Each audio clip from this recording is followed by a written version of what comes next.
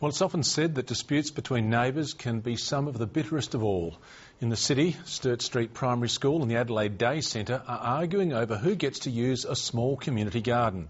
The Day Centre's used it for years as therapy for homeless and vulnerable men, who it says shouldn't be mixing with small children.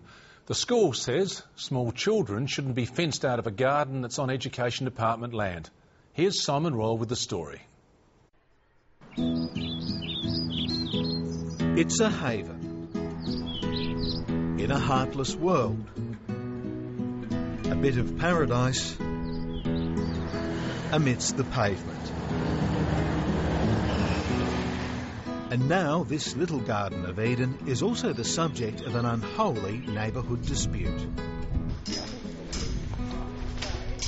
Good fences make good neighbours, but these fences are dividing the community. It was an unwanted piece of land which has been developed for a very good social purpose by the Day Centre.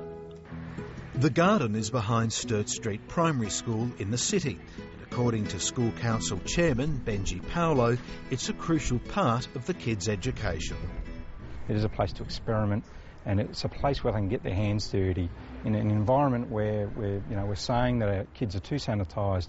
What a wonderful opportunity to get a bit grubby in terms of learning throughout the school day. So it's very important to us.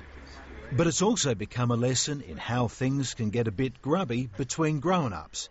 Benji Paolo says this suburban iron curtain went up about a month ago, cutting off the kids' access to the garden. The fence was put there by a local charity, it says, to keep out trespassers. At a time when we should be opening up the environment to the students so they could learn and know how to look after it for us in the future, we find that a fence has been erected.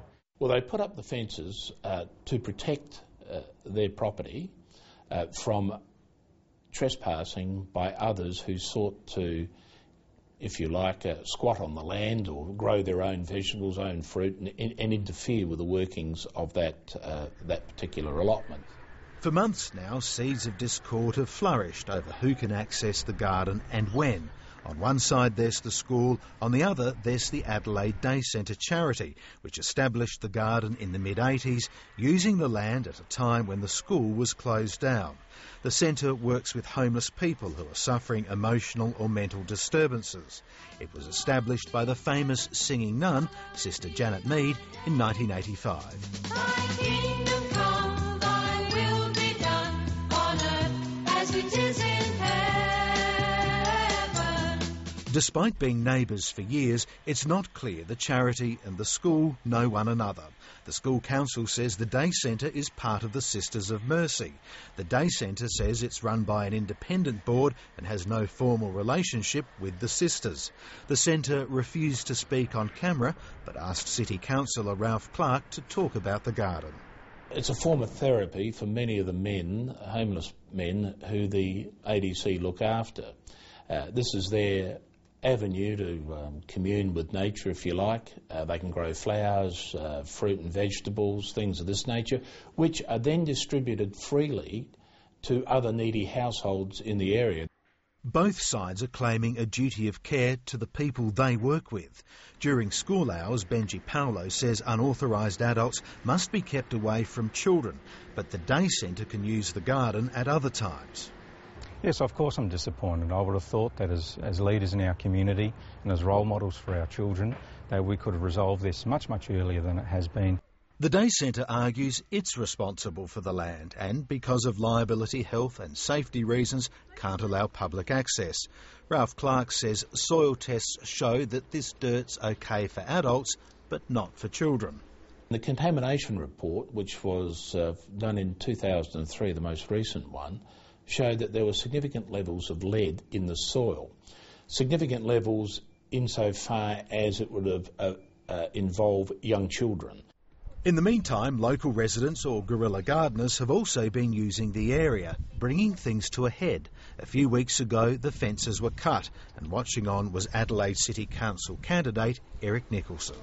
I'm not entirely supportive of breaking chains and getting into a community garden in that fashion, but I am supportive of greater community participation in a community garden. Community gardens should not be exclusive. The one thing that both sides agree on is that the land is owned by the Education Department, but that's about all, and the fences are back. The day centre says they have a lease. The school council has a different view. I'm not aware, nor have I cited a formal lease. The Education Department has told the ABC that there is an arrangement in place for the day centre to use the land. Education Minister Jay Weatherill says we are working with the school and the day centre to try to find a solution. The question is, how did a community school and a community charity and some community gardeners come to this? It is sad because you're right, both organisations are doing very good work. So let's tread carefully and let's respect each side's argument and we'll get a resolution.